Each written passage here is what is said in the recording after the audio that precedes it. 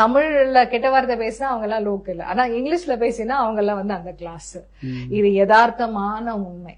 இப்ப ஏன் வந்து அவங்களுக்கு ஸ்டாலின் அக்செப்ட், ராகுல் காந்திய வந்து ஆக்சுவலா இந்த ஜெனரேஷனுக்கு பிடிச்சிருக்கு, இந்த இந்த கிளாஸ் ஆஃப் பீப்புளுக்கு வந்து ராகுல் காந்தி பிடிச்சிருக்கு. ஏன் கேளுங்க,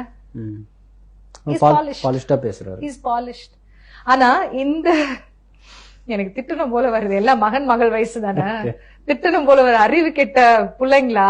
ராகுல் Gandhi has nothing to show. He is a failure.